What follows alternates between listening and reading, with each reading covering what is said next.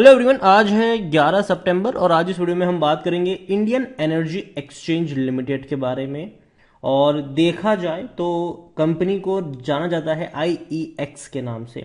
और गिरावट काफ़ी ज़्यादा है, काफ़ी बड़ी गिरावट हमें यहाँ पर देखने को मिली है और वीडियो में डिस्कस भी करेंगे कि भैया एनर्जी सेक्टर से जुड़ी हुई, पावर सेक्टर से जुड़ी हुई ये कंपनी इतनी बड़ी गिरावट दिखा चुकी है तो खरीदारी के मौके बन भी रहे हैं कि नहीं। तो वीडियो को शुरू करो उससे पहले अगर आपने अभी तक चैनल को सब्सक्राइब नहीं किया है तो प्लीज़ अभी इसे सब्सक्राइब कर लीजिए, क्योंकि आगे भी बहुत सारे वीडियोस हैं जो आपको काफ़ी ज़्यादा हेल्प करेंगे। तो आईईएक्स का जो शेयर है 160 पे ट्रेड कर रहा है और एक महीने में तकरीबन 3.5% की गिरावट भी है। 172 से टूट गया एक झटके में, 157 पर आया, बाउंस बैक भी दिखाया, लेकिन अब वापस ये करेक्ट ही हो रहा है। और इवन अगर आप एक साल का ग्राफ देखने की कोशिश करें तो एक साल में कहाँ से टूट कर आया है, ये 295 रुपए से टूट के बिखरा था, तेजी दिखा दी, फिर बिखरा था ये, और देखा जाए तो 155 के करीब गया, वापस थोड़ा सा बाउंस बैक भी आया, वापस टूटकर 155 पर ही आया, वापस बाउंस बैक आया, वापस टूटकर वहीं आया, और अब ये कंसोलिडेट कर रहा है। देखो, बहुत बड़ी रफ्तार अगर आप देखोगे तो इसमें देखने को मिली थी कोविड के बाद। कोविड से पहले भी अगर आप देखो तो 50 रुपए के आसपास ये नॉर्मली ट्रेड कर रहा था। एक झटके में इतनी बड़ी जो तेजी आई थी, शेयर 300 के करीब पहुंच गया। रीजन उसका सिंपल था कि इंडिया में ना एनर्जी की डिमांड काफी ज्यादा बढ़ गई थी, पावर की डिमांड काफी ज्यादा बढ़ गई थी, इलेक्ट्रिक व्हीकल्स की हम बातचीत कर रहे थे। तो जाहिर सी बात है आने वाले दौर में जो कंजम्पशन है पावर का, इलेक्ट्रिफिकेशन वाला जो कंजम्पशन है वो बढ़ेगा, पॉपुलेशन बढ़ेगी, इलेक्ट्रिफिकेशन होने वाला है, ऐसे में फैक्ट्रीज भी काफी ज्यादा देखने को मिलेगी। तो आने वाले दौर में डेफिनेटली जो कंजम्पशन की जो हम बात कर रहे हैं वो बढ़ने वाला है। इवन अगर आप देखो तो हाउस होल्ड की भी अगर हम बात करें तो भैया हर चीज के लिए मशीन आ चुकी है और उस मशीन को चलाने के लिए चाहिए बिजली। तो डेफिनेटली हम कह सकते हैं कि ये बढ़ने वाला है। यहां पर अगर आप देखो तो टूट रहा है, लेकिन डेफिनेटली मौके बन सकते हैं यहां पर, ठीक है, क्योंकि ये वो कंपनी है, सेंट्रल इलेक्ट्रिसिटी रेगुलेशन कमीशन से रेगुलेट की जाने वाली ये कंपनी है और कहीं ना कहीं काफी बड़ा, कहते हैं कि मोनोपोली भी कह सकते हैं इनकी, ठीक है, मोनोपोली शेयर भी है ये, ठीक है। और आईईएक्स को लेकर देखा जाए तो मिड कैप शेयर है ये, 14,500 करोड़ के आसपास का इसका मार्केट कैप है, वॉल्यूम 62 लाख के आसपास देखने को मिल रहा है। कंपनी में अगर आप देखोगे तो इनके रेवेन्यू हालांकि टूट रहे थे, प्रॉफिट भी टूट रहे थे, और यही वजह है कि शेयर भी टूट रहा है। 100 करोड़ का रेवेन्यू इनका आया था जून क्वार्टर में, जबकि इससे पहले 112 करोड़ का था, मतलब 12% की गिरावट। प्रॉफिट इनका हुआ 70 करोड़ का, इससे पहले 88 करोड़ का था, 21% की गिरावट। तो गिरावट है यहाँ पर, डेफिनेटली गिरावट है। और यहाँ पर अगर आप बात करने जाओ प्रमोटर, उन सब के बारे में हम डिस्कस भी करेंगे, लेकिन उससे पहले डिविडेंड की बात करेंगे। तो 100% का इसने डिविडेंड भी पे किया है, मतलब 1 रुपये पर शेयर का डिविडेंड पे किया है इसी साल इसने। और तो और अगर आप देखोगे तो सिर्फ according to money control user 13% लोग ही है जो बेचने की बात करे, वरना हर कोई कह रहा है खरीदारी करो। कंपनी को लेकर अगर आप देखोगे तो इनसाइडर ट्रांजैक्शन समरी अगर आप देखो तो सितंबर में खरीदारी हुई है। 6 सितंबर को बहुत बड़ी क्वांटिटी खरीदी गई है, कंपनी के ही डेजिग्नेटेड पर्सन है, 1,20,000 शेयर खरीदे हैं, शंग गौतम नाम है उनका, और ईसॉप के थ्रू ये खरीदारी हुई है। इससे पहले जून में भी अगर आप देखोगे 30 जून को तो खरीदारी ही हुई थी, समीर प्रकाश के द्वारा 60,000 शेयर खरीदे गए थे ईसॉप के थ्रू ही।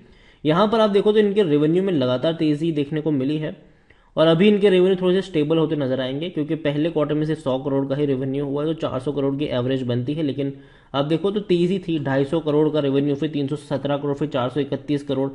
अब धीरे धीरे कह सकते हैं कि 400 करोड़ की एवरेज यहाँ पर फिट बैठ रही है। प्रॉफिट के बारे में भी अगर आप देखोगे तो प्रॉफिट भैया बहुत बड़ा प्रॉफिट है इनका, 175 करोड़, 205 करोड़, फिर 307 करोड़। अभी भी इनका प्रॉफिट देखें तो 70 करोड़ के आसपास का देखने को मिला, जो कि मेरे हिसाब से कम जरूर है, लेकिन फिर भी कह सकते हैं कि इनके एवरेज जितना ही बन रहा है, और उम्मीद करेंगे कि प्रॉफिट ये बढ़ते हुए नजर आए आने वाले दिनों में। आईईएक्स को लेकर देखा जाए तो टोटल ट्रेड वॉल्यूम जो है वहां पर भैया वॉल्यूम में डिप आया है 18% का, और यूनिट्स में अगर आप देखो तो 7,805 मिलियन यूनिट्स यहां पर देखने को मिल रहे हैं। टोटल ट्रेड वॉल्यूम अगर आप देखोगे तो 18% का डिक्लाइन आया है, अगस्त महीने की बात हम कर रहे हैं, 7,805 मिलियन यूनिट्स देखने को मिला है, जबकि पिछले साल अगस्त महीने में ये 9,540 मिलियन के आसपास का था। लेकिन देखा जाए अगर हम क्वार्टर ऑन क्वार्टर देखेंगे तो मतलब मंथ ऑन मंथ अगर हम देखेंगे तो 9% का ग्रोथ भी है, क्योंकि इन जुलाई 2021 द टोटल ट्रेड वॉल्यूम देखेंगे तो 7,151 करोड़, सॉरी 7,151 मिलियन यूनिट्स का भी था यहाँ पर। तो देखा जाए तो उससे कंपैरिजन में बढ़ा है। और इवन अभी की ही अगर हम बात करें तो उससे कंपैरिजन में भी ये बढ़ा हुआ है, लेकिन पिछले साल के उसके कंपैरिजन में ये घटा हुआ नजर मतलब टूटा है, ये आप कह सकते हो। यहाँ पर अगर बात करो तो खरीदारी करने का सही मौका, क्योंकि शायद ओवरबॉट जोन में नहीं, कोई भी रेड फ्लैग नजर नहीं आ रहा है। 46 का इसका पी है, जो कि महंगा है, क्योंकि सेक्टर पी 32 का है। और यही वजह है कि 300 रुपये से 160 पर आने के बावजूद भी महंगा है ये। तो देखो, पहली चीज़ तो ये कि मेरी बाइंग की रिकमेंडेशन है ज़रूर, लेकिन सस्ता मिलना चाहिए, और अभी मुझे लगता है कि थोड़ा बहुत सस्ता है ये, ठीक है। खरीदारी करी है तो पहली चीज़ बने रहो। फ्रेश बाइंग की जहां तक बात है, थोड़ी सी क्वांटिटी ऐड कर सकते हो, और हर 10-15 रुपए की गिरावट में आप चाहो तो एवरेज भी कर सकते हो। यहाँ पर according to ticket app 33% analyst कहते हैं खरीदारी करो। लॉन्ग टर्म में पैसा बना भी है, लेकिन करंट प्राइस अभी भी कम है इसकी इंस्ट्रिक वैल्यू से। डिविडेंड उतना ज़्यादा अट्रैक्टिव नहीं पे कर रहा है।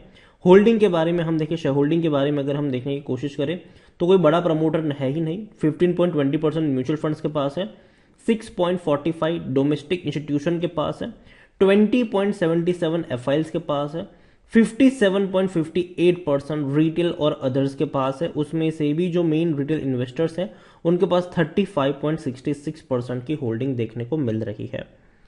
देखो, इंडिया एनर्जी एक्सचेंज लिमिटेड को लेकर मैं कहूंगा कि हाँ, मोनोपोली वाला शेयर जरूर है ये, लेकिन साथ ही साथ हमें यह भी समझना होगा कि देखो, सिचुएशन जो है ना कभी भी चेंज होती रहती है, ठीक है। ज़्यादा दिन तक मोनोपोली किसी एक की रहती नहीं है, और ये हमने देखा भी है। सरकार कभी भी कोई भी डिसीजन ले सकती है। अभी के लिए मैं इतना ही कहूँगा आपसे कि बने रहिए यहाँ पर, खरीदारी करी है तो, और खरीदारी के मौके अगर टूटता है यहाँ से तो नीचे के लेवल पर खरीदारी के मौके बनेंगे।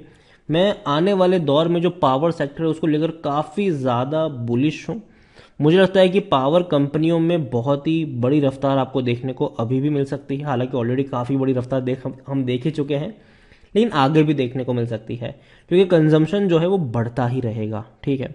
कंजम्पशन बढ़ता ही चला जाएगा, वो कभी कम नहीं होने वाला है। हमारी जो डिपेंडेंसी है ना वो और ज़्यादा बढ़ने वाली है मशीनों के ऊपर, और सारी मशीनों को चलाने के लिए भैया बिजली चाहिए ही चाहिए। इलेक्ट्रिक व्हीकल का जब दौर शुरू होगा, अभी तो उतना ज़्यादा बड़े पैमाने पर है नहीं, लेकिन जब शुरू हो जाएगा तो वो भी एक ऐड हो जाएगा उसके कंजम्पशन के तौर पर। तो नजर रखिए उन कंपनियों के ऊपर जो इस सेक्टर में काम करती है। दो दिग्गज कंपनियां भी है, अदानी पावर है और टाटा पावर है। और आप चाहते हैं कि मैं इनके ऊपर डिटेल वीडियो लेकर आऊं, तो कमेंट में जिस किसी के बारे में आप वीडियो चाहते हैं उसका नाम लिखिए। जिसके बारे में सबसे ज्यादा कमेंट आएगी, अगला वीडियो उसके ऊपर बहुत जल्दी आ जाएगा। तो वीडियो को यहीं पर एंड करूंगा। पसंद आया हो तो लाइक करो, शेयर करो। चैनल वगैरह पहली बार है तो प्लीज सब्सक्राइब करें।